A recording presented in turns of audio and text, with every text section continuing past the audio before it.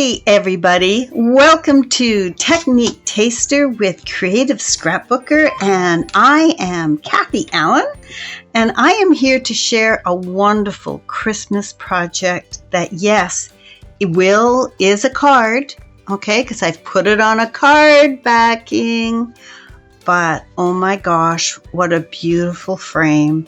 Now this frame can just embellish a simple Merry Christmas wishes, or you can do what I've done, include an amazing photo of a beautiful young grand boy and some very special poinsettias to decorate it all up Christmas-like. So anyway, this beautiful frame is where we're going to start, and it does come from Elizabeth Craft Designs.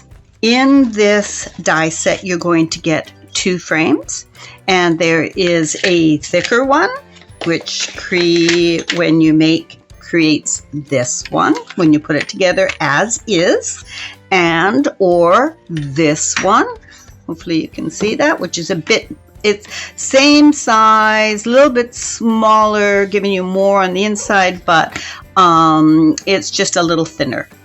Now this is this one here that I used to create my frame. Notice that it is a different size.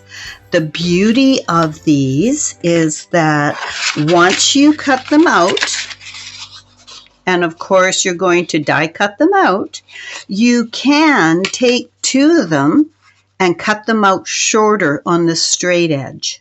All right, so here I cut two of them at 5.5 inches here, so that it, when put together, created this frame, which was more of a card size. Here we are. I have assembled this frame, and I have assembled it. The paper that I used to cut this from was the Creative Scrapbooker Super Stock, because I am serious, this is so sturdy. You want to use a good weight of paper. You can see I cut off the two pieces. I cut off maybe 1.25 inches to give me this wonderful frame that is now on the inside 5 by 7.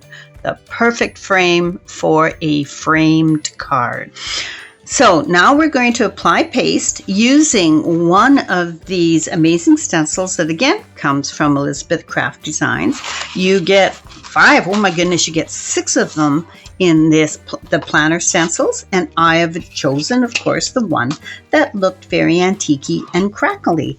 I'll put the other 4 aside, and all you're going to need, I have a palette knife, and you're just going to pick up some of the paste, hold your stencil on there, and simply glide the paste on top. Having a little bit of extra is just fine.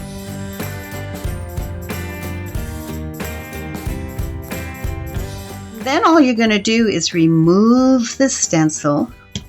Ta-da!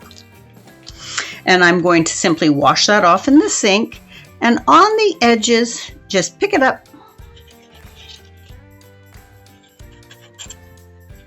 and the frame is done. I left the little hangy over thingies, that's a new technical term, the little hangy over thingies, because I quite liked that uneven look on the inside of the frame. We are now going to set this aside and let it dry before we do the other half of the frame. Now that we've set our frame aside to dry, what we're going to create is the background for this amazing framed card. And what we're going to be using is the die cuts from Elizabeth Craft Designs poinsettia die and leaves, and oh yay, there's a snowflake in there and some circles. There's all kinds of really fun pieces in this die. And to do that, we're going to have to colorize them. So while I'm colorizing them, getting ready to prepare the 3D poinsettias, I'm going to be creating the background piece at the same time. Normally you might be doing what I'm about to do on a scrap piece of paper, but your scrap piece of paper looks so nice when you're done that I decided that we should do it on a good piece of cardstock and create a background. Basically, it's a 2-for-1-er. Here we are, and we're about to colorize our die cuts. I have got my blending brushes out, and I have got 2 colors of pigment ink. Why pigment ink? Because I want that light fast capability. This frame will be put up by my son and never taken down, so I do not want it to fade.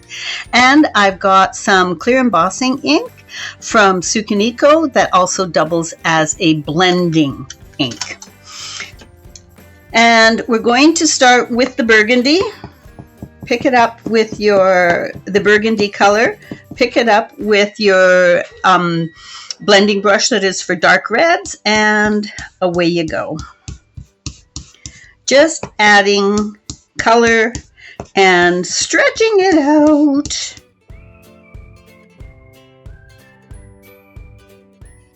Now, pigment ink blends beautifully together, so I'm going to create a unique color by taking some of the scarlet and adding that color to my die cut to create a very unique color. And when you pull it away, look at what's happening to the background page.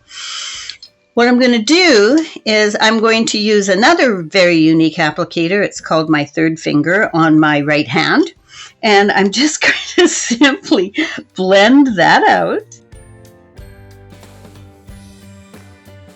As you create your page, I'm going to pull new die cuts. And I'm going to work over top and beyond the first image that we put on our background page. Always doing 2 things at once, adding color to our die cut. Color that is light fast. Doesn't even matter if the die cut moves around a bit. It's all good. And then I'm going to blend that puppy out.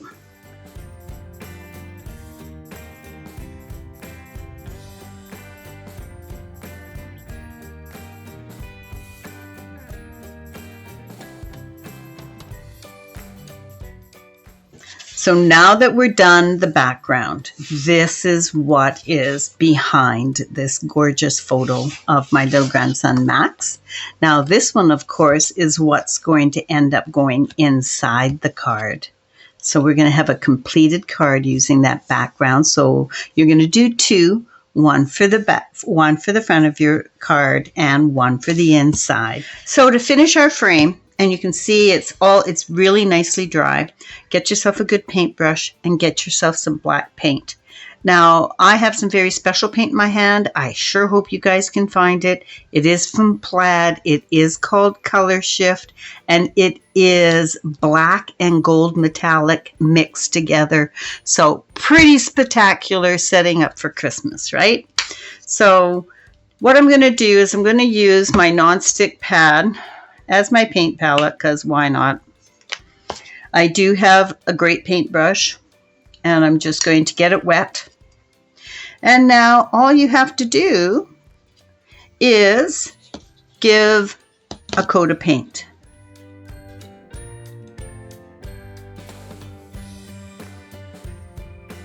And there we have it.